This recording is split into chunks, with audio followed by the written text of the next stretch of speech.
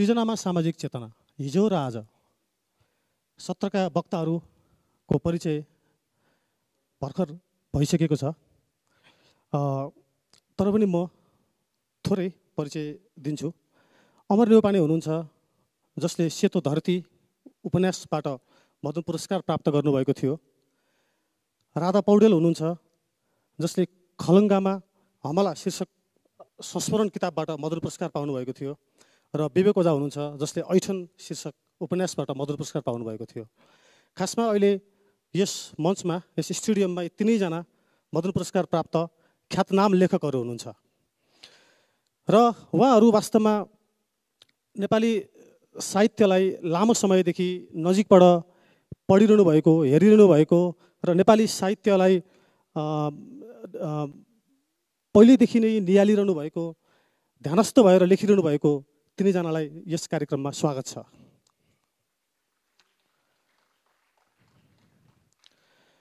साहित्य के हो, साहित्य के होइन, अनेक बहस हुनसक्छ। भर्खरै सौरभजीले आफ्ना धारणाहरू व्यक्त गरेर जानुभयो। पढ्ने किन र पढेपछि के हुन्छ, समाज जागरणमा पढाइको के महत्त्व हुन्छ, उहाँले आफ्ना कुराहरू किनोट स्पिच दिएर जानुभयो। उहाँलाई पनि धन्यवाद छ। जस्तो साहित्यको विविध परिभाषामा चाहिँ आचार्य महावीर प्रसादले पहिले भनेका थिए कि साहित्य समाजको दर्पण हो र साहित्य समाजको प्रतिबिम्ब पनि हो। जस्तो ब्रिटिस कवि म्याथ्यू आर्नोल्डले पहिले भनेका थिए, उत्तम साहित्य रचनाले समाजलाई अराजकताबाट जोगाउँछ। अनि त्यसपछि यो समाज एउटा मानिसहरूको समूह हो अनि यसमा चाहिँ प्राचीन र परम्परागत थुप्रै परिभाषा छन् समाजको, जसमा चाहिँ अनेक भाषाभाषी संस्कार र थुप्रै मानिसहरूको जमघटको समाज हो। र मानिसले साहित्यलाई फरक ढङ्गले फरक प्रसङ्गमा बुझेका हुन्छन् र अझै पनि जति नै फरक ढङ्गले वा जति फरक प्रसङ्गमा बुझे पनि हामीले भन्ने र एउटै कुरा दोहोऱ्याइरहने एउटा कुरा के हो भने साहित्य समाजको दर्पण हो र साहित्य समाजको प्रतिबिम्ब हो। यति महान कुरा भनेर जानुभएको आचार्य महावीर प्रसादलाई म अहिले सम्झिन चाहन्छु। जस्तो हामी अहिले कुरा गर्दैछौँ लेखनमा वा सृजनामा सामाजिक चेतनाको विषयमा हामी कुराकानी गर्नेछौँ। म अब धेरै ढिल नगरिकन कार्यक्रम सुरुवात गर्छु। जस्तो हामी सामाजिक चेतना भन्छौँ, लेखनमा चाहिँ सामाजिक चेतना वा चेतना बिनाको त लेखन कस्तो हुन्छ होला र हामी एउटै कुरा रटान दिन्छौँ कि यो शीर्षकको विषयमा पनि आयोजकसँग केही बेर मेरो चाहिँ विमर्श भएको थियो, कस्तो शीर्षक राख्दा ठिक होला के नहोला। अनि लास्टमा चाहिँ यो आचार्य प्रसादलाई सम्झिँदै कि समाज साहित्यको साहित्य नै समाजको दर्पण होला सम्झेरै यो शीर्षक राखिएको हो र यसमा सामाजिक चेतनालाई एउटा केन्द्रमा राखियो यो बहसमा। खासमा यो हामी पटक पटक भनिरहन्छौँ, लेखिरहन्छौँ, सामाजिक चेतना भनिरहन्छौँ। खासमा यो सामाजिक चेतना भनेकै के हो? अमर नेउपानेज्यूलाई यो प्रश्न।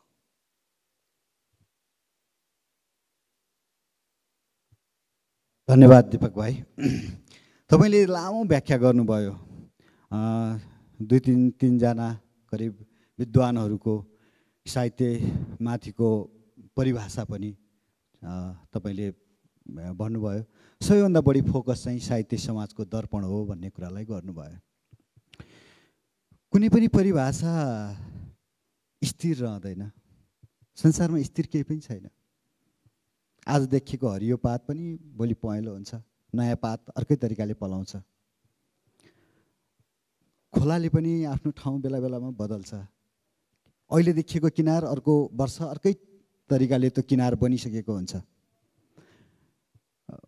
उही चिजहरू पनि मानिस पनि परिवर्तन भइरहेको हुन्छ। हरेक चिज एकदम गतिशील छ, यो एकदम प्राकृतिक नियम हो। अनि साहित्य चाहिँ मानिसले बनाएको कारणले गर्दाखेरि त्यो पनि गतिशील छ। समयअनुसार साहित्य फरक फरक हुन्छ। अब हाम्रो यहाँ शीर्षक छ सामाजिक चेतना। चेतनाहरू धेरै प्रकारका हुन्छन्। हामी भित्रबाट आउने अन्तर्चेतना, अरू थुप्रै हाम्रो शिक्षा ज्ञानका माध्यमबाट लिने चेतनाहरू थुप्रै छन्। अर्को सामाजिक चेतना। त्यो सामाजिक चेतनाको पनि विभिन्न लेयरहरू छन्। सामान्य रूपले सामाजिक चेतना भन्दाखेरि नीति उपदेश, मान्छेलाई बाटो देखाउने, चेतनशील बनाउने, अहिले एनजिओ आइएनजिओले बनाउने के अरे यो सडक नाटकहरू अथवा टेलिफिल्महरू हुन्छ नि चेतनामूलक। कति मैले एउटा चेतना भन्ने त टेलिसिरियलै थियो लामो होइन।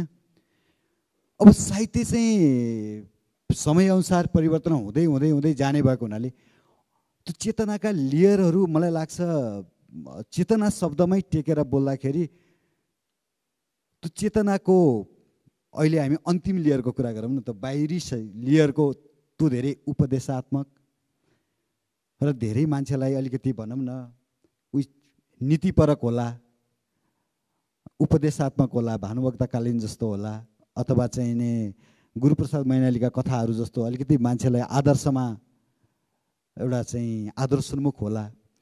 तपाईँको त्यो साहित्यिक समाजको दर्पण हो पनि जुन समयमा त्यो कुरा भनियो त्यो समयको लागि त्यो एकदमै महत्त्वपूर्ण कुरा थियो।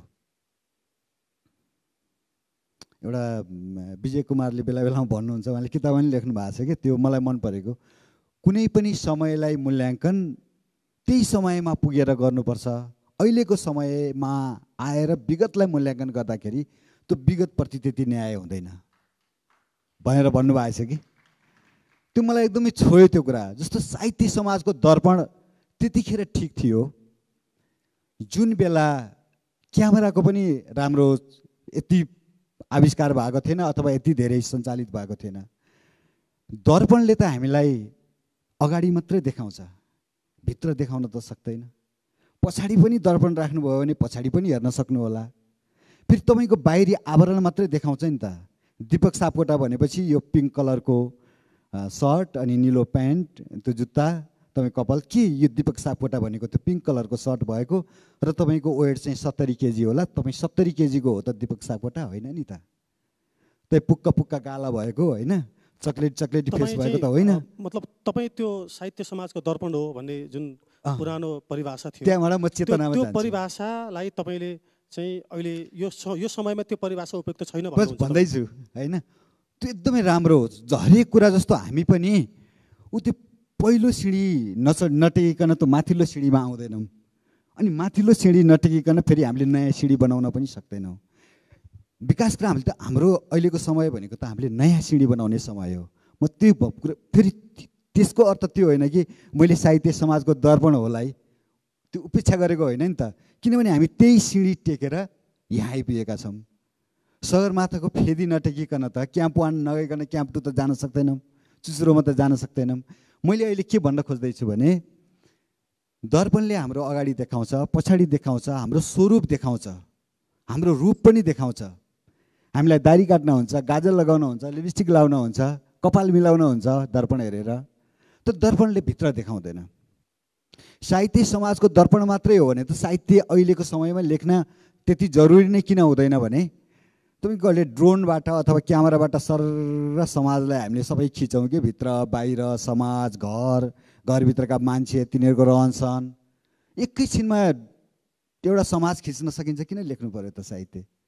साहित्य के त अहिलेको समयको साहित्य समाजको दर्पण होइन, साहित्य हृदयको दर्पण हो, अन्तश्चेतनाको दर्पण हो। हाम्रो चेतना छ, यो चाहिँ सामाजिक चेतना भयो।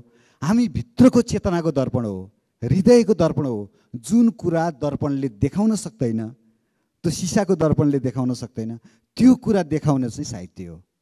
अब चेतनाको कुरा आउँछ है, सामाजिक चेतना। यो सट्ट सुरुमा सुन्दाखेरि मलाई कस्तो अप्ठ्यारो जस्तो नि लागिरहेको थियो। अहिले त हामी चेतना, मान्छेलाई चेतनशील बनाउन त शिक्षाशास्त्र छुट्टै छ, राजनीतिशास्त्र छुट्टै छ, नीतिशास्त्र छुट्टै छ, धर्मशास्त्र छुट्टै छ। अहिले धर्मको चलिरहेछ धेरै होइन। धर्मशास्त्र छुट्टै छ, त्यो शास्त्रले आफ्नै व्याख्या गर्छ। दर्शनशास्त्र छुट्टै छ, अर्थशास्त्र छुट्टै छ। हरेकको एकदम त्यो पाठ एकदम सूक्ष्म रूपमा हरेक विषयको एकदम सानो त्यो व्याख्या छ। यो समयमा साहित्यको काम के त? तर यो चेतना आउँदै चेतनाका नि धेरै लेयर हुन्छन्। उही शङ्कर लामिछानेले भनेको जस्तो प्याजमा थुप्रै पत्रहरू हुन्छन्, जिन्दगीमा पनि धेरै पत्रहरू हुन्छन्। मान्छेको जिन्दगीमा त्योभन्दा कैयौँ गुणा धेरै पत्रहरू हुन्छन्। चेतनाका नि अनेक पत्रहरू हुन्छन्।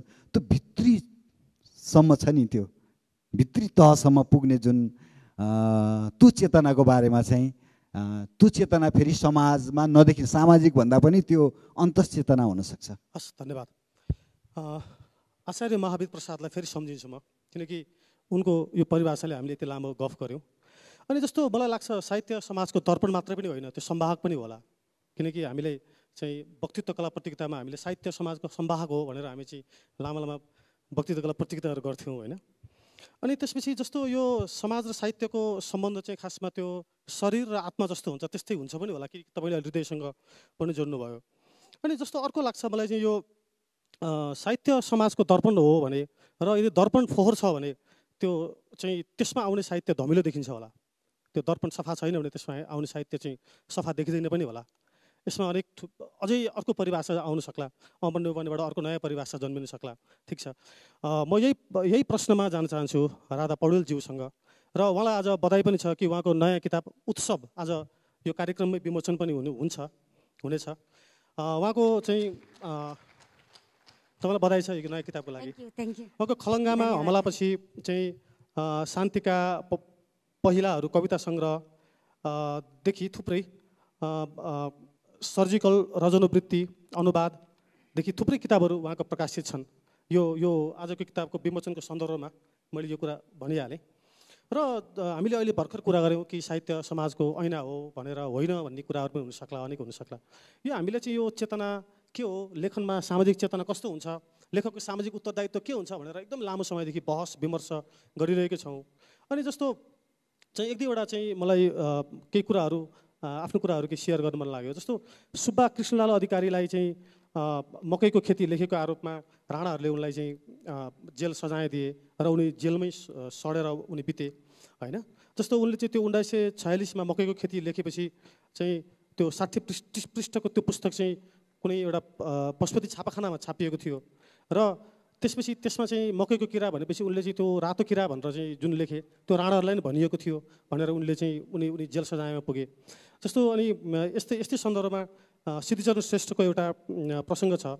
सिद्धिचरण श्रेष्ठले चाहिँ कवितामा उनको चाहिँ नेपाल भाषाका 3टा कविता छापियो, राष्ट्रिय गान, वर्षा र गङ्गु खुसी।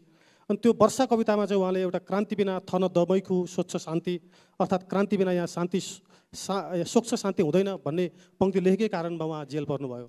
त्यो बेलामा चाहिँ कस्तो खाले चेतना थियो साहित्यमा भने चाहिँ यो एक समय यस्तो थियो कि हामी आज खुसी मान्नुपर्छ कि हामीले किताबको जात्रा गरिरहेका छौँ। कुनै समय यस्तो थियो कि किताब पढेकै आधारमा जेल जानु पर्थ्यो, किताब लेखेकै आधारमा जेल पुग्नु पर्थ्यो, यस्तो समय थियो। र यो समयबाट हामी यहाँसम्म आइपुगेका छौँ। त्यसैले पनि हामीले प्राप्त गरेको केही कुरालाई हामीले धन्यवाद दिनुपर्छ होइन। यो हामी चेतना भन्छौँ। तपाईँ लामो समयदेखि लेखिरहनु भएको छ, तपाईँको आजै एउटा किताब विमोचन हुँदैछ, एकदम खुसीको अवसर पनि भयो।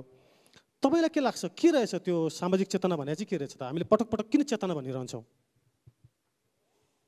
धन्यवाद।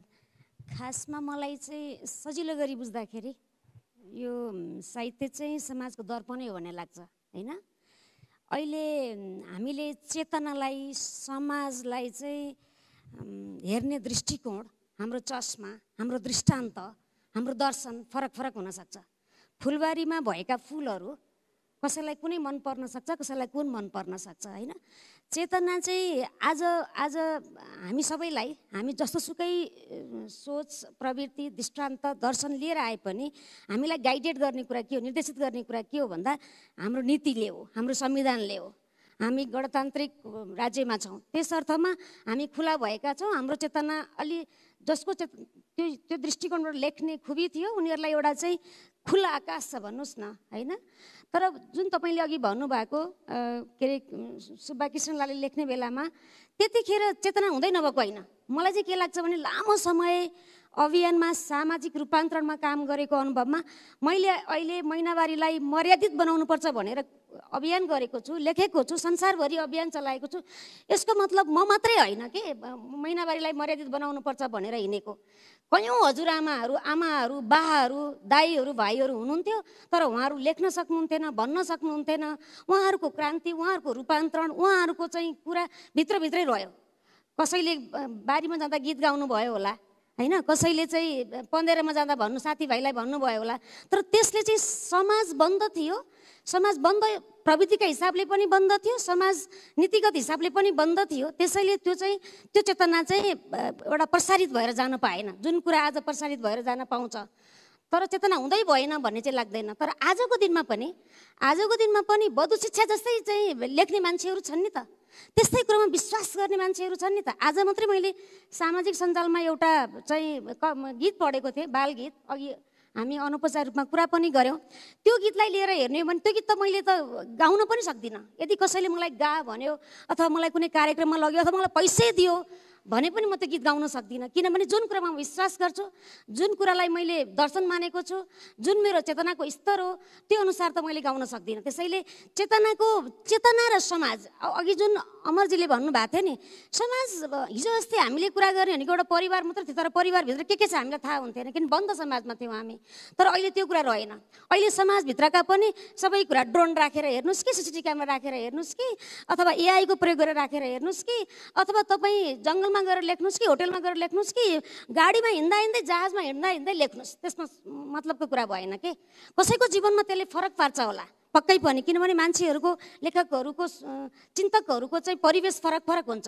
परिवेशले उसको विचार दर्शनलाई निर्देशित गर्छ, त्यसमा दुविधा छैन। तथापि चाहिँ यो हामी चाहिँ यो समाजमा भएका फरक दर्शनमा विश्वास गर्ने मान्छेहरूको स्वरूप नै हो। आज चाहिँ बिहान मैले पढेको कविताको कुरा, गीतको कुरा होस्, अथवा चाहिँ कृष्ण सुब्बाले लेखेर के अरे जेलमा कुहिन परेको कुरा होस्, मैले चाहिँ त्यो दृष्टिकोणबाट हेर्छु। मैले जुन कुरा लेखिराखेको छु, कुन मान्छेहरूले पढ्छन् त मेरो किताब भन्दा, जो मान्छे परिवर्तन हुन चाहन्छ, जो मान्छेलाई उन्मुक्ति हुन चाहन्छ, जुन मान्छेले सहायता खोजिराखेको छ, त्यो मान्छेलाई मैले चिन्न पर्दैन। बझाङको एउटा नानीले अर्काको फोन मोबाइल मागेर तिम्रो किताब पढेँ, तिमी त्यो मैनाबारीको किताब लेख्ने राधा हौ भनेर फोन गर्छ भनेपछि त्यो कुरा चाहिँ मेरो लागि सुन्दर पक्ष हो। त्यो लागि चाहिँ मेरो लागि साँचो अर्थमा परिवर्तन हो, रूपान्तरण हो, होइन भनेपछि यो चाहिँ आफ्नो कुरा हो। आफूलाई कसरी आफ्नो सोच, दृष्टान्त, समाज, चेतनालाई व्याख्या गर्छ भन्ने कुरा हो। त्यो सबैमा स्वतन्त्रता छ त्यसको लागि। हस्, धन्यवाद। तपाईँले चाहिँ चेतना भनेको एउटा परिवर्तन हो र त्यो समय चाहिँ खासमा परिवर्तन भयो भन्नुहुन्छ तपाईँ, होइन? र तपाईँको एउटै मत छ कि साहित्य चाहिँ खासमा समाजको दर्पण नै हो भन्नेमा तपाईँ चाहिँ। विवेक ओझाज्यू, विवेक ओझाज्यू 2080 सालको मदन पुरस्कार 79 सालको मदन पुरस्कार विवेकज्यूले पाउनुभएको थियो ऐठन किताबबाट। जस्तो उहाँको चाहिँ त्यहाँ बबन कुमार एउटा पात्रले जस्तो न्यायको लागि जुन सङ्घर्ष गर्छ, न्यायको लागि एउटा चाहिँ न्यायको तराजुमा ऊ चाहिँ उ गर्न चाहन्छ, त्यो किताबबाट उहाँले चाहिँ मदन पुरस्कार प्राप्त गर्नुभयो। अनि हिजो हाम्रो कुरा पनि भएको थियो, खासमा यो चेतनशील नभए त लेख्नै सकिन्न भनेर उहाँले भन्नुभएको थियो सुरुमै। ठिक छ, यही प्रश्नमा जाऊँ न त। अब यो एक चरण चाहिँ कि यति धेरै कुराकानी भइसके, होइन? तपाईँ चाहिँ के सोच्नुहुन्छ? साहित्य समाजको दर्पण हो भन्ने जुन महावीर प्रसादको जुन परिभाषा थियो, अहिले हामीले सम्वाहक हो पनि भन्यौँ, त्यसलाई जोडेर चाहिँ सृजनामा तपाईँको चेतना भने के रहेछ? हामी किन सधैँ चेतना मात्र भन्छौँ? त्यो के रहेछ? वा चेतना भएन भने चाहिँ के हुने रहेछ त? धन्यवाद।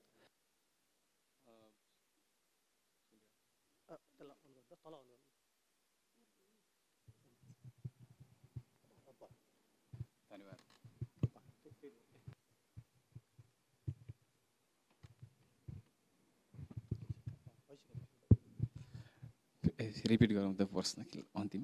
यो हामी चेतना भन्छौँ नि धेरै पटक, होइन? यो चेतना भने के रहेछ? यदि चेतना नभए चाहिँ के हुन्छ लेखनमा चाहिँ, त्यसो हो भने सृजनामा? धन्यवाद। के अरे, अब सुरुमा चाहिँ अब यो समाज चाहिँ के हो भन्ने कुरा चाहिँ, समाजलाई कसरी हेर्ने भन्ने कुरा चाहिँ थोरै भनौँ, होइन? समाज चाहिँ कत्रो समाज सुरुमा चाहिँ, होइन? अब जस्तै हाम्रो पोलिटिकल्ली डिभिजन समाज अहिले हामीले चाहिँ नेपाल भयो, होइन? अनि त्यसमा पनि हामीसँग स्टेटहरू छ, होइन? जिल्लाहरू छ, कत्रो समाजलाई चाहिँ लिने, होइन? अनि त्यसपछि अब त्यसलाई चाहिँ त्यसको तह चाहिँ बढाउँदै चाहिँ जस्तै अब साउथ एसिया होला, होइन? त्यसपछि एसिया होला, र त्यसपछि समग्र विश्व हुन होला, होइन? र त्यो समग्र विश्वले चाहिँ अहिले कुन कुरालाई चाहिँ चेतको रूपमा चाहिँ, कुन कुरालाई चाहिँ विषयको रूपमा चाहिँ मेजर इस्यु चाहिँ मानिरह होला, र कुनै एउटा दुर्गम गाउँ, होइन, जहाँ चाहिँ हिमाली गाउँ, जहाँ चाहिँ पानीको लागि चाहिँ कयौँ किलोमिटर चाहिँ हिँड्नुपर्छ होइन। त्यहाँको मान्छेले चाहिँ आफ्नो कुन चिजलाई चाहिँ दैनिक इस्यु बनाइरह होला होइन। यी यावत कुराले चाहिँ मान्छेको चेतना चाहिँ निर्भर त्यसमा चाहिँ निर्भर भएको हुन्छ जस्तो मलाई लाग्छ होइन। जस्तै अब म आफैलाई कहिलेकाहीँ उदाहरणको रूपमा लिन्छु। जस्तै म त्यो जसरी म ग्रोथ हुँदै गएँ बढ्दै गएँ मेरो आफ्नै कतिपय चेतहरू चाहिँ भत्किँदै गयो बन्दै गयो भत्किँदै गयो बन्दै गयो होइन। र आजको दिनसम्म आइपुग्दा चाहिँ मलाई कति पनि विश्वास अझ पनि छैन कि मेरो कन्क्रिट चेतना चाहिँ यही हो, फाइनल चेतना चाहिँ यही हो भन्ने चाहिँ मलाई अझ पनि लाग्दैन होइन। त्यही भएर चाहिँ त्यसको क्षेत्र अनि त्यसको चाहिँ त्यसले चाहिँ फेस गरेको च्यालेन्जेसहरू होइन उसको दैनिकीमा पर्ने कुराहरूले चाहिँ मान्छेको चेतना चाहिँ निर्माण भएको हुन्छ। जस्तो कति हजारौँ वर्षदेखि हाम्रो आयुर्वेदलाई चाहिँ हामीले विश्वास गर्दै अनि उपचार गर्दै र उपचार विधि पनि सक्सेस गर्दै अहिले पनि सानोतिनो रुगाखोकी लाग्यो भने चाहिँ डक्टरले चाहिँ औषधि खानु पर्दैन, तुलसी खाँदा हुन्छ। त्यो कुनै न कुनै चाहिँ समयमा बनेको चेतनाको निर्माण थियो। र मलाई के लाग्छ भनेपछि कति शक्तिशाली किसिमले चाहिँ त्यो चेत बन्यो र त्यसको आयु चाहिँ त्यति दूरगामी हुन्छ जस्तो लाग्छ कि। जस्तै अघि तपाईँले जुन चाहिँ वाक्यांश पढिराख्नु भएको छ, जुन दर्शन पढिराख्नु भएको छ समाजको ऐना भनेर, त्यो आजसम्म किन बाँच्यो भनेपछि त्यो त्यति नै शक्तिशाली छ र त्यही भएर बाँच्यो भन्ने लाग्छ कि। अब ठ्याक्कै म चाहिँ थोरै यो अमरदायीतिर चाहिँ म ढल्किन किन चाहन्छु भने जस्तै साहित्य समाजको त ऐना हो तर त्यो त्यस्तो ऐना हो। म त्यसमा अलिकति के थप्छु त्यो जादुई ऐना हो भन्न लाग्यो। दाइले साहित्य चाहिँ हृदयको ऐना हो भन्नुभयो, त्यो जादुई ऐना हो। त्यसले चाहिँ जस्तो त्यो चाहिँ बाहिर पनि आवरण पनि हेर्न सक्छ, त्यो भित्री आवरण पनि हेर्न सक्छ, त्यसले हृदयको कुरा पनि हेर्न सक्छ, त्यसले यो हड्डीको बोन म्यारो पनि हेर्न सक्छ होइन। समाजको हड्डीको बोन म्यारो भनौँ न होइन। त्यो हरेक कुरा चाहिँ हेर्न सक्ने चाहिँ यदि त्यो साहित्य त्यो यदि ऐना हो भने त्यो चाहिँ समग्र त्यो एक्सरे गरे जस्तो होइन। त्यसले चाहिँ समाजको चाहिँ एक्सरे गर्ने चाहिँ ल्याकत राख्नुपर्छ भन्ने चाहिँ लाग्छ। Thank you. धन्यवाद। विवेकज्यूले भनेको कुरालाई म यही कुरालाई कन्टिन्यू गर्न चाहन्छु। जस्तो साहित्यले चाहिँ एक्सरे समाजको गर्छ वा गर्दैन यो विषयमा हामीले अझै लामो केही घन्टा बहस गर्न सकिएला। तर मलाई के लाग्छ भने साहित्यले समाजको केही हदसम्मलाई समाजलाई डोर्याउन र त्यसलाई चेतनशील बनाउन सक्छ। जस्तो 2002 सालमा लेखिएको गोपाल प्रसाद रिमालको आमाको सपना भन्ने कविता, आमा त्यो आउँछ र हो बा त्यो आउँछ ले कति छोराछोरीलाई चाहिँ तपाईँको समाजप्रति र राष्ट्रप्रति दायित्वबोध गरायो होला। एउटा कुरा भानुभक्तकै कुरा गरौँ न, म भइकन के यस्तो घाँसी भइकन बुद्धि कस्तो हो भन्ने थियो नि।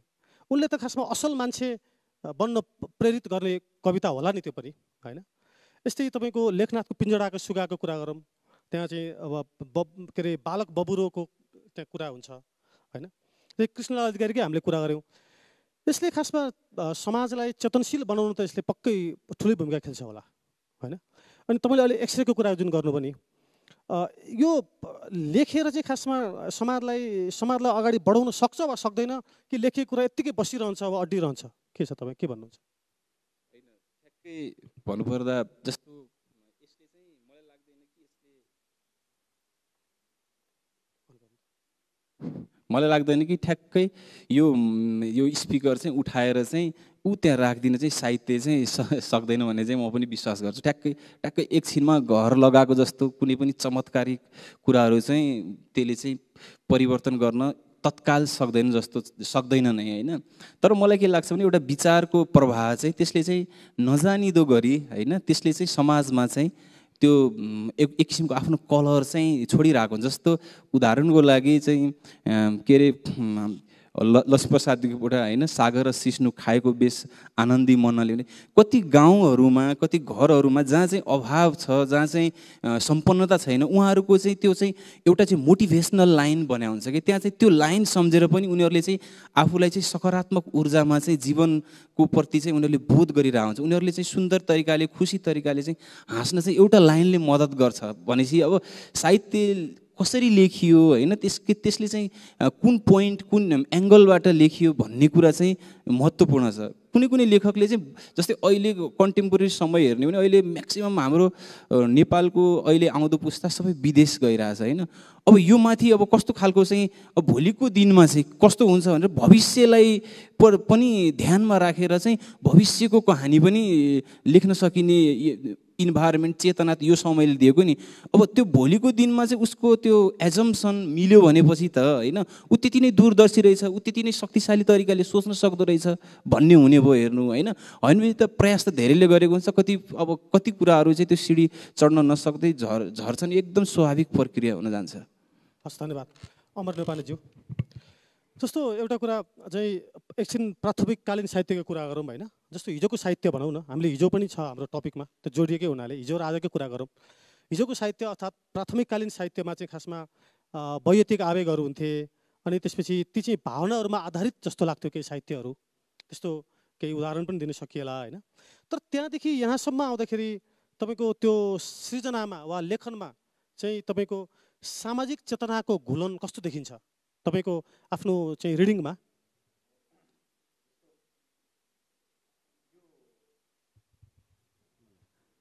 समयले ठ्याक्कै समयअनुसार जन्मिने रहेछ कि। अहिले तपाईँले 2002 किताब आएको 2007 सालमा जस्तो लाग्छ आमाको सपना, तर त्यो आमाको सपनै शीर्षकको कविता सायद 2002 कै होला। यो समयले, देशको अवस्थाले साहित्य विभिन्न किसिमको जन्माएको हुन्छ कि ठ्याक्कै त्यो चेतनाको स्तर पनि त्यही अनुसार परिवर्तन। जस्तो अस्ति विषयनगरजीको बयानै भनौँ न, 62-63 को आन्दोलनमा विषयनगरजीको बयान भन्ने एउटा कविताले ठुलो एउटा आन्दोलन गर्यो जस्तो लाग्छ मलाई।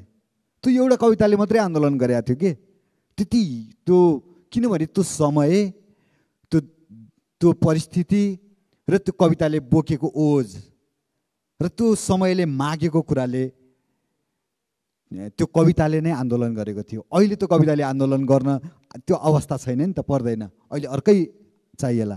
अहिले तपाईँले हाम्रो प्राथमिककालीन कालकै कुरा गर्नुभयो, जस्तै हामीले पढेको आधारमा प्राथमिककालीन कविहरू वीरकालीन धारा भन्छौँ होइन। त्यो बेलामा पृथ्वीनारायण शाहले, अब यसका विभिन्न मतभेद छन्, राज्य एकीकरण गर्यो भनौँ या चाहिँ एउटै के बनायो भनौँ। त्यो राज्य एकीकरण गर्दाखेरि मानिसलाई एउटा ऊर्जा थप्नुपर्ने थियो, मानिसभित्र एउटा वीर भावना जागृत गराउनु थियो, युद्धको निम्ति मानिसलाई प्रेरित गर्नु थियो। त्यो बेलामा वीर धाराका कविताहरू लेखिए। ठ्याक्क समय परिवर्तन भयो, सुगौली सन्धि हुँदाखेरि हामीले एकीकरण गरेर बनाएको ठुलो नेपालको थुप्रै भूभागहरू गुम्यो सुगौली सन्धिमा। त्यसपछि मानिसलाई एकदम निराश लाग्यो, मानिसको आफ्नो भूमि, आफ्नो राष्ट्र गुम्दाखेरि, थुप्रै भूभाग गुम्दाखेरि मानिसमा एउटा निराशा भयो। त्यसपछि मान्छेको एउटा चाहिँ सन्त धारा सुरु भयो होइन। अनि बिस्तारै बिस्तारै समय फेरि परिवर्तन हुँदै हुँदै राणा शासन थियो। अहिले तपाईँले मकैको खेती कृष्णलालको कुरा गर्नुभयो। त्यो राणा शासन जुन स्कुल कलेज थिएनन्, मान्छेलाई एउटा लाइब्रेरी पुस्तकालय खोलेको आधारमा जेल जानु पर्थ्यो होइन। त्यो बेलामा मानिसहरू भित्र त विद्रोह त थियो नि त, थोरै मानिसमा थियो होइन। अलिकति पढेर बनारसतिर पढेर आएको मान्छेको विद्रोह थियो। अलिकति साङ्केतिक रूपमा लेखेका कुरालाई नि यो हामीलाई नै भनेको होला। जस्तो हाम्रो पिजडाको सुगाको लेखनाथ पौडेलले लेख्नुभएको कवितालाई पनि त्यो व्यवस्थासँग जोडेर पनि अहिले व्याख्या गरिन्छ। त्यो बेलामा उनले होइन भनेको पनि हामीले लिखित रूपमा पढ्न पाउँछौँ, किनभने त्यो बस्नु पनि थियो, राणाहरूसँग बस्नु पनि थियो, बचेर लेख्नु पनि थियो। त्यसकारण अलिकति सङ्केतमा लेखिन्थ्यो। पछि पञ्चायतकाल आयो। पञ्चायतकालमा पनि अब 7 सालपछि तपाईँले भन्नुभएको जस्तै आमाको सपना जस्ता कविताहरू आए है। 17 सालपछि के भयो त? अमूर्त कविताहरू आए, मोहन कोइरालाहरू जन्मिए। तेस्रो आयाम भनेर हाम्रो ईश्वर बल्लभ, बैरागी काइँला, इन्द्रबहादुर राईहरूले तेस्रो आयाम अलि अमूर्त, अर्ध अमूर्त जस्तो किसिमको साहित्य लेख्न थालियो। किन त्यस्तो मोहन कोइराला जस्तो अमूर्त कविता जन्मियो त? त्यो व्यवस्थाले पनि, देशकाल परिस्थितिले पनि मानिसलाई त्यस्तो कविता लेख्नको निम्ति प्रेरित गर्दछ। अनि के त्यहाँ बसिरहेको त समय? बस्दैन नि त। सँगसँगै भूपी शेरचन पनि थिए, वासु शशीहरू पनि थिए, विद्रोही कविताहरू पनि त सँगसँगै फेरि त्यही पञ्चायतकालमै जन्मिएका थिए होइन। त्यसकारण यो ठ्याक्कै समयअनुसार। अनि अहिले हामीले भन्यौँ चेतनाका लेयरहरूको कुरा गऱ्यौँ। जस्तो म चाहिँ कस्तो लाग्छ भने तपाईँ एउटा प्रसङ्ग चाहिँ मलाई भन्न मन लाग्यो कि यो साहित्यको अघि दर्पणको कुरा आइरहँदा विवेकले नि कस्तो राम्रो भन्नुभयो। वास्तवमा एक्सरे होइन एमआरआई त्यो नदेखिने कुरा पनि त्यो रगतमा हामीले बाहिर रातो मात्रै देख्छौँ, त्यो रगतलाई ल्याबमा गएर हेर्दाखेरि त्यहाँ कति थोक देखिन्छ नि हाम्रो शरीरको, जुन कुरा ऐनाले देखाउन सक्दैन। त्यो साहित्यले जीवनमा पनि त्यस्तै गहिरा गहिरा कुराहरू हुन्छन् जुन हाम्रो बाहिरी आँखाले देख्न सक्दैनन्, त्यो देखाउनु पनि साहित्यले देखाउनुपर्छ, त्यति भित्रसम्म जानुपर्छ भन्ने कुरा हो होइन। तपाईँले नै त्यो अन्नपूर्णमा मैले त्यो उसको लेखेको थिएँ नि, हाम्रो उत्तम नेपालीको, उत्तम नेपालीले मेरो जीवनमा ठुलो परिवर्तन ल्याइदिनु भएको छ कि त्यो प्रसङ्ग चाहिँ मलाई रमाइलो सुनाउनु मन लाग्यो। एउटा सानो 2-4 मिनट लाग्ला। त्यो रङरेखा भन्ने रङ म यहाँ सिर्जना कन्टेम्पोरेरी आर्ट ग्यालरीमा चाहिँ फाइन आर्ट पढ्थेँ, इन्टरमिडिएट दिएर चितवनबाट आएको, यहाँ 6 महिना मैले पढाएको थिएँ कि। अनि त्यहाँ चाहिँ उत्तम नेपाली, यो छोटकरीमा भन्छु, उत्तम नेपालीको एउटा पेन्टिङ थियो अमूर्त कला नबुझिने नि त होइन। अनि मैले कृष्ण सरलाई, कृष्ण मानन्दर सरलाई सोधिरहेको थिएँ, सर यो के भनेको, मैले त केही बुझिनँ, मेरो जुङ्गा पनि काटेको थिइनँ होइन, 17-18 वर्षको। अनि सरलाई दिक्क लागेछ, म कचकच कचकच कचकच गरिरहेको थिएँ। अनि कृष्ण सरले जाऊ न उत्तम नेपालीलाई गएर सोध भन्नुभयो। उत्तम नेपाली त्यो बेला प्राज्ञ हुनुहुँदो रहेछ ललित कलाका तर्फबाट, एउटै थियो त्यो बेला ललित कला, तर त्यो अफिस चाहिँ उहाँ नक्सालमा थियो उहाँको। नक्साल हो यस्तो यस्तो भनेपछि म नक्साल गएँ, यही महिना थियो, साउन महिना हो। अनि पानी सिमसिम सिमसिम परिरहेको थियो, घाम पानी परिरहेको थियो। अनि उत्तम नेपालीको कोठामा सटक गएँ। उत्तम नेपालीले चाहिँ सिगरेट खाइरहनु भएको थियो है त्यो च्याम्बरमै। अनि त्यो सिगरेट चाहिँ पानी परेको बेलामा त्यसको धुवाँ यस्तो धागो चक्का चक्का चक्का बन्दै बाहिर गएर फुस्किन्थ्यो क्या। त्यो एकछिन त मैले त्यो धुवाँ त्यहाँ गाँठो पर्दै त्यो गाँठो फुस्किँदै फुस्किँदै फुस्किँदै गएर बाहिर त्यो सिमसिम पानी परिरहेको ठाउँमा मिसिएको त्यो हेरिरहेँ कि एकछिन त। अनि उहाँलाई भेटेँ, अनि उहाँले किन आउनुभएको के भन्नुभयो होइन। मैले आफ्नो जिज्ञासा राखेँ, मैले अमूर्त कलाका बारेमा बुझ्न आएको, तपाईँको त्यहाँ एउटा अमूर्त पेन्टिङ छ भनेको, त त्यहाँ त भित्ताभरि उहाँको पेन्टिङ रहेछ कि। अनि तपाईँलाई के लाग्यो भन्नुभयो। त्यो खरानी रङ थियो कि त्यसको नायक। अनि मलाई चाहिँ काठमाडौँको पोल्युसन, अलिअलि पोल्युसन भइसकेको थियो काठमाडौँको पोल्युसन होला भने, त्यही हो भन्नुभयो। यति भन्नुभयो। फेरि बाहिर त्यो राणाजीहरूको सट्ट सीता भवन यस्तो छ, माझमा चाहिँ चारैतिर बार्दली होइन, अनि माझमा चाहिँ त्यो आँपको रुख थियो कि।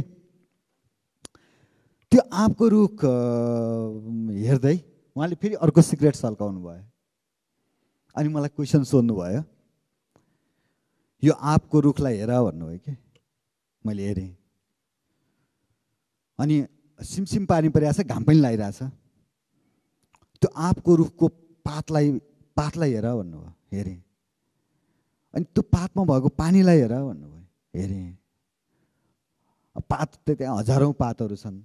अनि त्यो पातमा भएको पानीलाई हेरेपछि त्यो पानीमा देखिएको घामलाई हेर भन्नुभयो। हेरेँ। तलको हिलोलाई हेर भने हेरेँ। त्यहाँ दुबोलाई हेर हेरेँ। त्यो दुबोको मुन्टोमा पानी देख्यौ? देखेँ। त्यो पानीको थुप्पामा पनि घाम देख्यौ? देखेँ। यो जस्ताको तस्तै बनाउन आँट हो कि होइन भनेर सोध्नुभयो कि। म सामान्य मान्छे होइन, त्यस्तो जस्ताको तस्तै बनाउनु कसरी आँट होइन भन्ने मैले यसो सोचेँ, यस्तो गरेँ हो भने कि। उहाँले के भन्नुभयो भने थियो भन्नुभयो। कति फरक छ हो र थियोमा। उहाँले थियो भन्नुभयो कि। मैले टल्ल बुझिनँ। अनि हेरेँ। त्यो बेलामा थियो जब क्यामेराको आविष्कार भएको थिएन। यो त अहिले क्यामेराले एकैछिनमा खिचिदिइहाल्छ नि। यही बनाउनु के आर्ट हो? आर्ट होइन। भिन्चीको पालामा थियो, त्यही भएर मोनालिसा अहिले पनि आर्ट हो, महान आर्ट हो। त त्यो बेलाकै समयमा गएर त्यसलाई हेर्नुपर्छ। अहिले अगाडि राखेर कोही स्त्री या पुरुषलाई, आमालाई अथवा दिदी बहिनी पत्नी अथवा पति कसैलाई अगाडि राखेर पोइन्टमा आउनु पर्यो। त्यो जस्ताको तस्तै बनाउनु चाहिँ, त्यो मोनालिसा भन्दा पनि कलात्मक बनाउनु पनि अहिले आर्ट होइन भन्नुभयो कि उहाँले।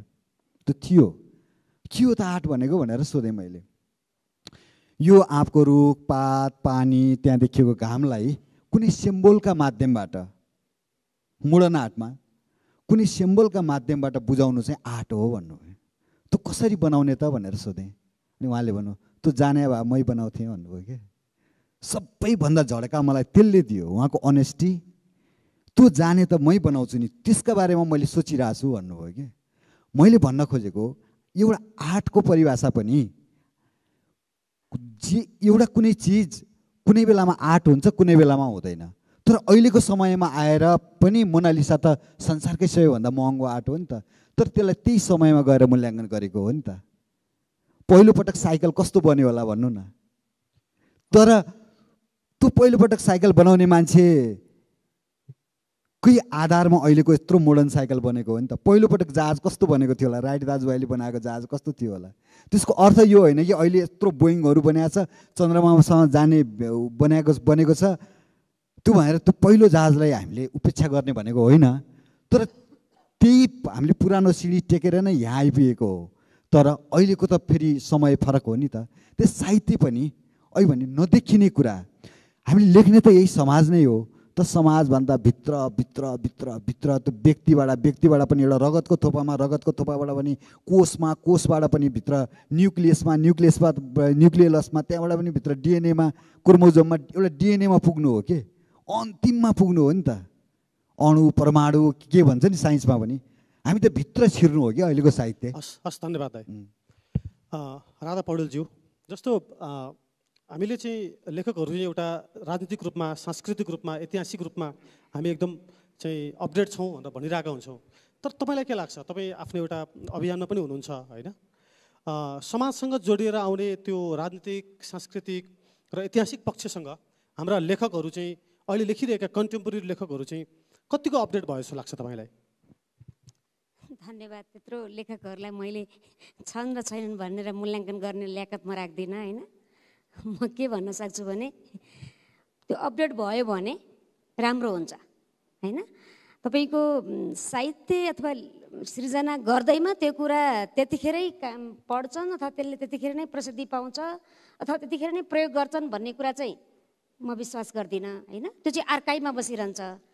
कुनै न त्यस्तै खालको दर्शन विचार बोक्ने व्यक्तिहरूको झुन्ड कुनै समयमा आउँछ र तिनीहरूको लागि त्यो चाहिँ एउटा मटेरियल बन्छ होइन, वे आउट हुन्छ। त्यसरी नै समाज अगाडि बढ्ने हो होइन। अब सैद्धान्तिक रूपमा सिद्धान्त त जुनसुकै विधा लेख्ने सर्जक होस्, उसले राजनीतिक, सामाजिक, आर्थिक पाटोहरू बुझेर जानेर त्यो अनुसारले लेखिदिए त राम्रो हुन्थ्यो। तर जुन हामीले देखिरहन्छौँ अहिले त्यो हिसाबमा त त्यस्तो लाग्दैन। कतिपय मान्छेहरू अलिकति अग्रगामी देखिन्छन्, उनीहरूका कुराहरू बिकेका हुँदैनन्, तर त्यसले कतै न कतै पथ प्रदर्शक रूपमा काम गरिरहेको हुन्छ होइन। उदाहरणको लागि अरूको कुरा काट्न त डर लाग्ने भयो, आफ्नै कुरा काटौँ न होइन। मैले अपवित्र रगत लेखेँ नि, त्यो अपवित्र रगत लेखेको 19 फेब्रुअरीमा रिलिज गरेको के त्यो किताब। त्यो मैले महिनावारीमा मानव अधिकारमा, शान्ति निर्माण प्रक्रियामा काम गर्ने हुँदा म संसारको झन्डै 60% अभियन्ताहरूलाई चिन्छु भन्ने लाग्छ कि मलाई होइन। चिन्दाखेरि त्यो अपवित्र रगत भनेको चाहिँ नयाँ धार, यो दक्षिण गोलार्धीय अथवा विकसित विकासोन्मुख देशहरूको सन्दर्भमा त्यस्तो खालको किताब आउनु भनेको चाहिँ एकदमै नयाँ धार समातेर महिनावारीलाई मर्यादित बनाउनुपर्छ भनेर लेखिएको किताब हो। त्यो विज्ञानमा आधारित चाहिँ नन फिक्सन किताब हो के। तर त्यो किताबले नेपालमा चाहिँ महिलाहरूले पढ्नै पर्ने, एकदमै सामाजिक रूपान्तरणको लागि पढ्नै पर्ने, प्रेरणादायी किताबहरूको पढ्नै पर्ने भनेर भिडियोहरू बनाएको हुन्छ नि। त्यस्तो भिडियोहरू कहिले कहिले झुक्किएर मलाई साथीहरूले पठाउँछन्, म हेर्छु।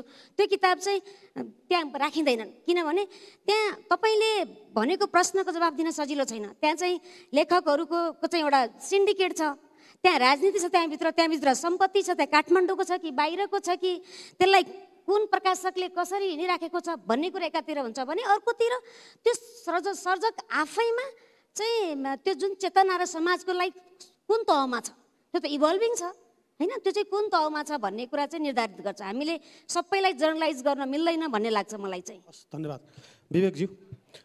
यही कुरा कि हामी लेखकहरू चाहिँ यो राजनीतिक, सांस्कृतिक र ऐतिहासिक पक्षसँग कतिको अपडेट छौँ, तपाईँ आफैलाई पनि मूल्याङ्कन गर्न सक्नुहुन्छ यसमा होइन। अब जस्तो एउटा समाज बनिसकेपछि त्यो भित्रका कुराहरूप्रति एउटा लेखकको चासो हुनु एकदमै स्वाभाविक कुरा हो एकदम त्यो, किनकि त्यो मूलभूत कुरा नै हो भन्ने लाग्छ। त्यो माथि अझ फेरि राजनीतिक भनेको यस्तो मेरुदण्ड हो, त्यसको जहाँबाटको पनि त्यो सिरा चाहिँ ठोकिने भनेको चाहिँ पोलिटिक्समै हो, किनकि त्यसका कुराहरूले चाहिँ दूरगामी प्रभावहरू र जति जमिनको क्षेत्रफल त्यो राज्य र जति जमिनको क्षेत्रफल त्यो स्टेटको अन्डरमा छ त्यसले चाहिँ प्रभावमा पार्ने भयो नि त। अनि आफू पनि प्रभावित हुने भयो, लेखक पनि एउटा व्यक्तिका हिसाबले प्रभावित हुने, उसको परिवार प्रभावित हुने भयो होइन।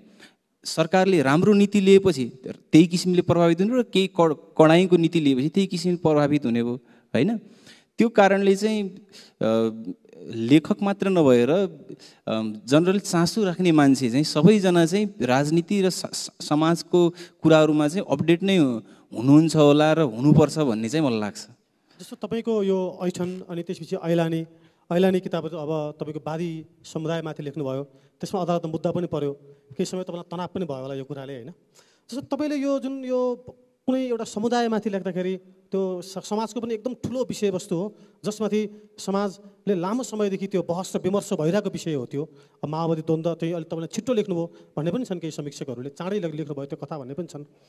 यो यसरी तपाईँको यो सामाजिक विषयवस्तुमाथि जुन तपाईँले त्यो चाहिँ लामा लामा आख्यानहरू लेख्नुहुन्छ, कथाहरू लेख्नुहुन्छ वा चाहिँ उपन्यास पनि एकदम मोटा मोटा उपन्यासहरू लेख्नुहुन्छ तपाईँ, त्यो लेख्नु अगाडि तपाईँको त्यो सामाजिक विषयबारे अध्ययन अनुसन्धान खोजी कति गर्नुहुन्छ वा त्यो विषयमा कति सोच्नुहुन्छ, कति घोत्लिनुहुन्छ? सबभन्दा पहिला त मैले त फेरि म चाहिँ आफू के अरे त्यो अघि कुनै कुरा गरेँ इकोनोमिक्सको विद्यार्थी, सोर्सेसहरूको कुरा हुन्छ कि स्रोतहरूको, प्राइमेरी सेकेन्डरी सोर्स दुई किसिमको स्रोत हुन्छ। अघि हाम्रो सौरभजीको पनि भाषणमा त्यो जस्तो किताब चाहिँ सेकेन्डरी सोर्स नै हो भन्नुभयो होइन। जस्तो तपाईँले चाहिँ अहिले पनि टियुको लाइब्रेरीमा तपाईँ चाहिँ त्यहाँ जानुभयो भने चाहिँ जस्तै वादी समुदायको माथि चाहिँ त्यहाँ थेसिसहरू दर्जनौँ थेसिसहरू तपाईँ भेट्नुहुन्छ कि त्यो कुनै त्यो एकदमै नयाँ कुरा, एकदमै त्यो त्यो एकदमै त्यो के पो भइहाल्यो भन्ने कुरा चाहिँ होइन हेर्नु होइन।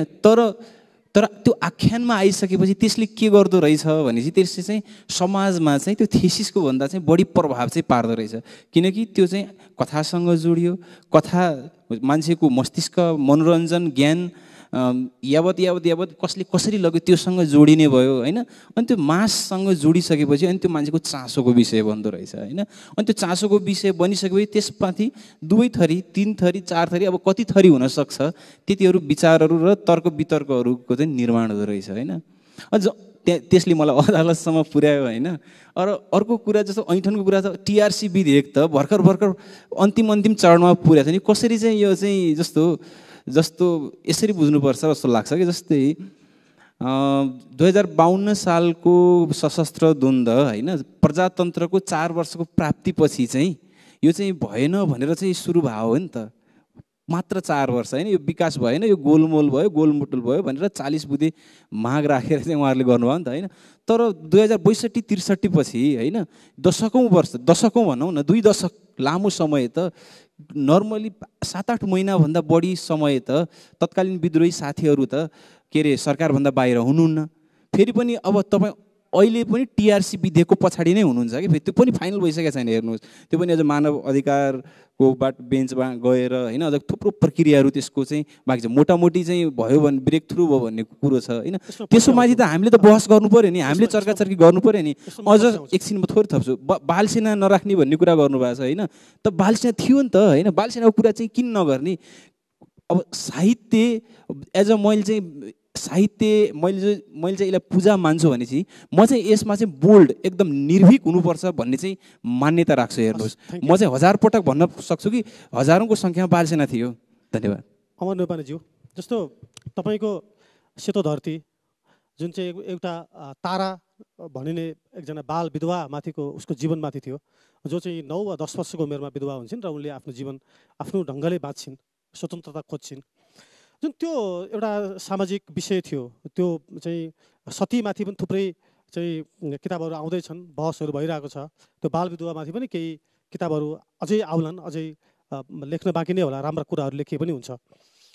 तपाईँ आफू चाहिँ यो लेख्नु अघि यस्तो विषयमा, यो यति गहन विषयमा, यति चाहिँ महत्त्वपूर्ण समाजको एउटा ठुलो अङ्ग यो विषयमा लेख्नु अघि तपाईँको अध्ययन अनुसन्धान कस्तो रह्यो र त्यो चाहिँ अनुभवपरक रूपमा भन्दिनँ तर एकदम छोटोमा? दाइको अलि लामो बोल्ने बानी छ कि दाइ?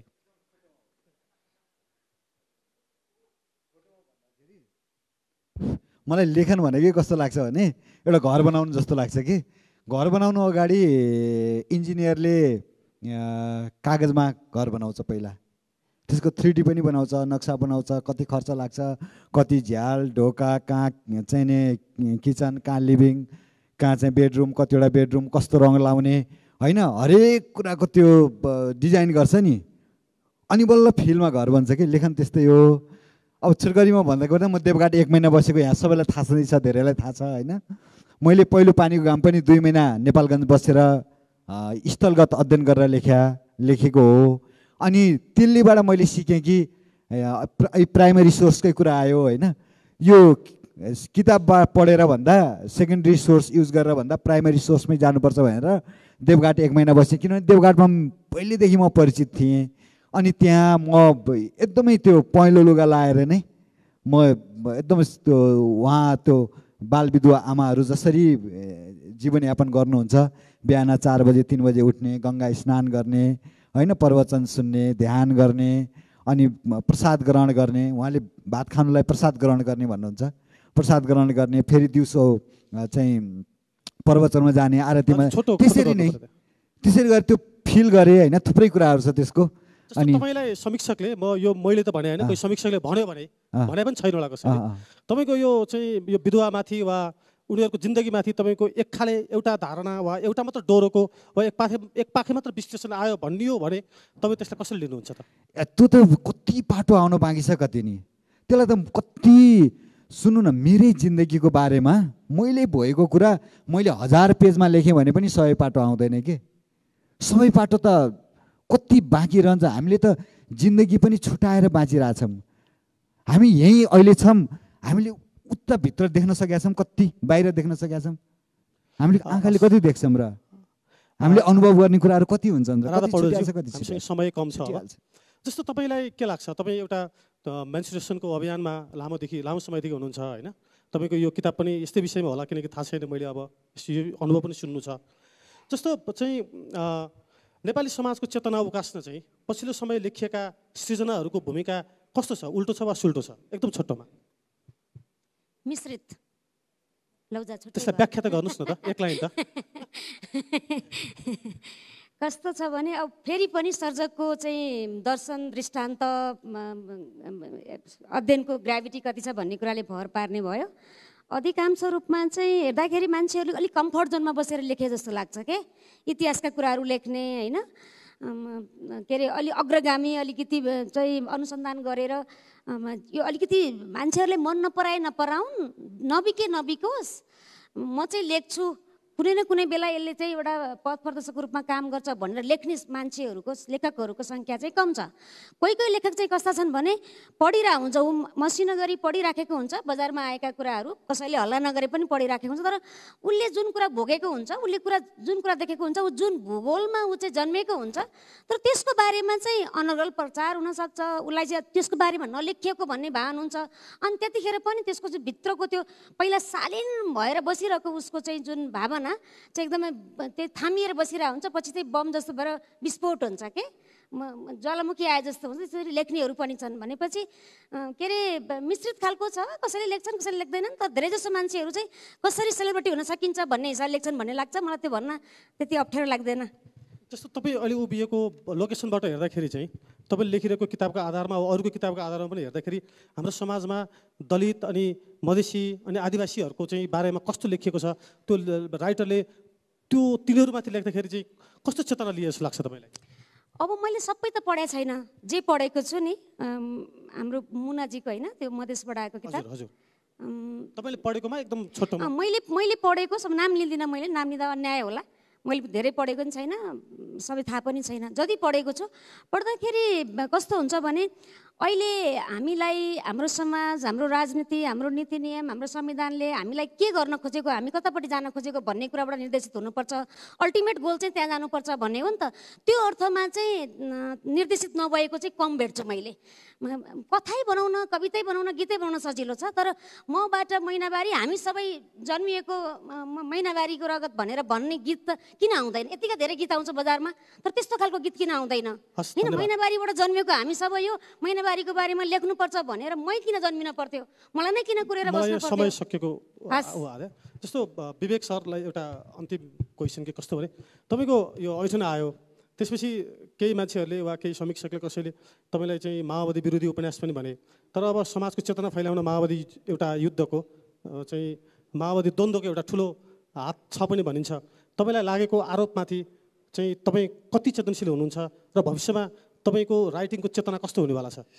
यस्तो हो, कस्तो भनेपछि यसलाई चाहिँ त्यही त अघि भने नि त, एउटा चाहिँ त्यो दुर्गम हिमालको मान्छेको चेतना र अब विश्वव्यापी जस्तै ग्लोबलाइजेसन होइन, के अरे सगरमाथामा हिउँ पग्लिरहेछ, अब यो चाहिँ मिल्की वे ग्यालेक्सीमा यसले त ब्ल्याक होलले खान्छ भन्ने खालको चाहिँ इस्युको चेतना चाहिँ त्यो कोर एङ्गलहरू के कोणहरू फरक हुन्छ।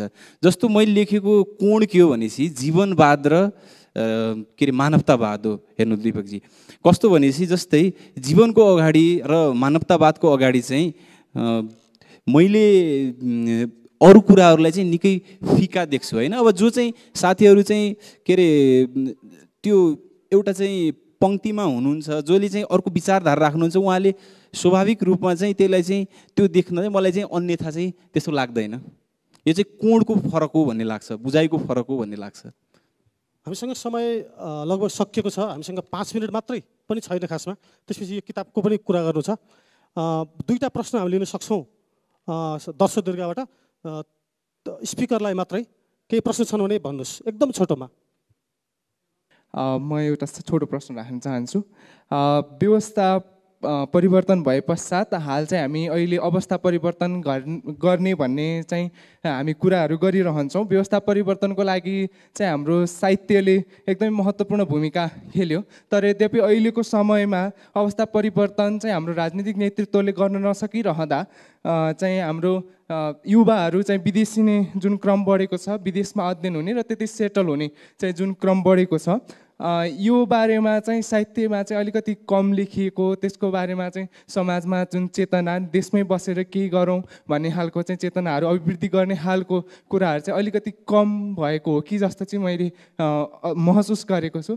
त्यही भएर चाहिँ सामाजिक चेतनाको कुरा गरिरहँदा हामीले समाजमा भएका विभिन्न कुराहरूको बारेमा चाहिँ कुरा गरिरहँदा अहिलेको जल्दो बल्दो विषयको जुन वैदेशिक रोजगारी र त्यसमा चाहिँ पलायन हुने चाहिँ जुन अवस्था छ, त्यसको बारेमा चाहिँ समाजमा कसरी चेतना चाहिँ अभिवृद्धि गर्न सकिन्छ होला साहित्यको माध्यमबाट भन्ने कुरा चाहिँ म प्रश्न राख्न चाहन्छु। धन्यवाद। धन्यवाद। अर्को छ भने एउटा लिउँ, त्यसपछि हामी सक्छौँ। अर्को देखिन, ठिक छ। यसको जवाफ हाम्रो अमर नेउपाने सरले दिनुहुन्छ। अमर सर, यसको जवाफ दिउँ न। वैदेशिक रोजगारीमा हामी पलायन भइरहेका छौँ, के गर्ने? जगदीशजीले बडो यो राष्ट्रिय इस्यु होइन, एकदम गहिरो प्रश्न, ठुलो प्रश्न सोध्नुभयो। हामी यो यसको आधिकारिक उत्तर दिने मान्छे त होइन होला होइन। यो यसमा चाहिँ हेर्नुहोस्, यस्तो हो नि, मान्छे जहाँ अवसर हुन्छ नि त्यहाँ जान्छ। तपाईँ यहाँ नेपालमा चाहिँ वैदेशिक रोजगारको लागि युरोप, अमेरिका अथवा अरू क्यानाडा, युरोपियन देशहरू या अरेबियन देशहरूमा पलायन भएको चेतना नभएर होइन, आफ्नो परिवार सञ्चालन गर्न एउटा चाहिँ आर्थिक रूपले सबल हुनको निम्ति चेतना मात्रै छ भनेर पैसा त आउँदैन, आर्थिक रूपले मान्छे सबल त हुँदैन। अनि अब कहिलेकाहीँ सोध्छु के, हामी चाहिँ मानौ थानकोटबाट कलङ्की आउनु पर्यो भने हामी गाडीमा आउँदाखेरि अथवा रत्न पार्क आउनु पर्यो भने 1 घन्टा लाग्छ कि। अमर सर, यसको बारेमा दिदीले पनि बोल्नुहुन्छ र एकदमै छोटो भन्न दिइहाल्नु पर्यो। त्यस कारणले गर्दाखेरि यो चाहिँ मान्छेको आवश्यकताले मान्छे विदेशीको हो। राजनीतिक अहिले यहाँभन्दा संसारको उत्तम व्यवस्था छ नि त, त्यो व्यवस्थालाई हामीले व्यवस्थापन पो गर्न नसकेको त होइन। राधा पौडेलज्यू, 1 मिनटमा। एकदम छोटो भन्छु, यो राजनीतिक एकदमै कम्प्लेक्स जटिल खालको सवाल हो। साहित्यमा लेख्नु भएको छ साथीहरूले, मलाई अहिले ठ्याक्कै किताबको नाम आएन, लेख्नु भएको छ तर थोरै छ। सत्य कुरा के हो भने यसको चाहिँ डिमान्ड र सप्लाई दुवैबाट हुनुपर्छ के। यहाँ बस्ने युवाहरूको लागि बस्ने खालको वातावरण र जाँदाखेरि पनि बिग्रिँदैन है, त्यहाँबाट पनि गर्न सकिन्छ, फर्केर पनि आउन सकिन्छ भन्ने खालको ब्रिजिङ गर्ने काम चाहिँ अलिकति ग्याप भएको हो। त्यसलाई हामीले महसुस गर्नुपर्छ। के अरे यसलाई चाहिँ सामाजिक, आर्थिक, राजनीतिक सबै तहका मान्छेहरूले चाहिँ आत्मसात गर्नुपर्छ। साहित्यको मान्छेले त यसलाई सवाल बनाउनै पर्छ। धन्यवाद। धन्यवाद। कार्यक्रम सकिएको छ। यो एकदम अल्छिलाग्दो विषयमा पनि हाम्रो वक्ताहरूले एकदम राम्रोसँगले बोल्नुभयो। तपाईँहरू तिनैजनालाई धेरै धन्यवाद र तपाईँहरूको लेखकीय जीवनको धेरै धेरै शुभकामना दिन चाहन्छु। तपाईँहरू 3जनाबाट नेपाली साहित्यले धेरै कुराहरू लिनु बाँकी छ, अझै धेरै। र एकदम गहन र चेतनशील कुराहरू नेपाली साहित्यले दिनुहोला। यो कार्यक्रम सकिएको छ र अहिले राधा पौडेलजीको नयाँ किताब उत्सव विमोचन गरिदिनु भनेर आयोजकज्यूले भन्नुभएको छ। हामी यो सकेर राधा पौडेलज्यूले यो बारे 1 मिनट बोल्नुहुन्छ अनि कार्यक्रम सकिन्छ। धन्यवाद। पुस्तकको सफलताको पनि म धेरै धेरै शुभकामना व्यक्त गर्न चाहन्छु। राधा पौडेलज्यूले यो किताब बारे 1 मिनटमा बोलिदिनुहुन्छ प्लिज। 1 मिनट भन्दा पनि थोरै बोलौँ होला किनभने समय छैन। दिपकजी आत्तिरहनु भएको छ। यो चाहिँ अब मेरो भएन, तपाईँहरूको भयो। यो उत्सव के हो मलाई थाहा छैन। यो उत्सव चाहिँ बाआमाको विवाह वार्षिकोत्सव पनि हुनसक्छ, जन्मदिवस पनि हुनसक्छ, यो कुनै उत्सव हुनसक्छ। यो उत्सव तपाईँहरू पढेर चाहिँ आफैले परिभाषित गर्नुहोला र विशेष गरिकन छोराछोरीहरूलाई बाआमाहरूले पढ्न सघाउनु होला, पढ्न लगाउनु होला। हामीले नाम लिन हुन्छ कि हुन्न, तर लिइहालेँ मैले, जे पर्ला पर्ला। सन्दीप लामिछानेको घटना अथवा पल शाहको घटना आउँदाखेरि हामी एकदमै चिन्तित भयौँ के समाज 2 भागमा बाँडियो। तर छोरीहरूलाई कस्तो खालको आत्मविश्वास दिएर हुर्काउने, छोराहरूलाई कस्तो खालको संस्कार दिने भन्ने कुरा चाहिँ कहिले पनि सिकाएनौँ, सिकाउन प्रयत्न गरेनौँ। यदि साँच्चै हामीले हाम्रो समाज समानतामूलक सामाजिक न्यायमा विश्वास गर्ने खालको समाज बनाउने हो भने यो किताब चाहिँ नपढी हुँदैन भन्ने अनुरोध गर्दै म यो किताब मेरो नातिनी आउनु भएको छ यहाँ, एभा थापा, उहाँलाई यो किताब चाहिँ समर्पण गर्दै मेरो भनाइ चाहिँ यहीँ पुरा गर्छु। एभा आऊ। हस्, धन्यवाद। कार्यक्रम सकिएको घोषणा गर्छौँ हामी। धन्यवाद। यो सँगसँगै राधाजीको पुस्तक पनि विमोचन भएको छ। उत्सव पुस्तकको सफलताको पनि म शुभकामना व्यक्त गर्दै वक्ता सहजकर्ता सबैलाई धन्यवाद ज्ञापन गर्दै मायाको चिनो ग्रहणका लागि म अनुरोध गर्न चाहन्छु सबैजनालाई। मायाको चिनो प्रदान गरिदिनुका लागि किताब यात्राका CEO विकेश भट्टराईलाई म अनुरोध गर्न चाहन्छु।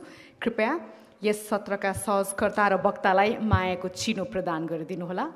CEO किताब यात्रा विकेश भट्टराई। समयका लागि र यहाँहरूको गहन विचारका लागि पनि हामी अत्यन्तै आभारी छौँ। आजको पहिलो सत्र सम्पन्न भएको छ। अब हामी दोस्रो सत्रतर्फ प्रवेश गर्दैछौँ। यो मोनोलग रहेको छ।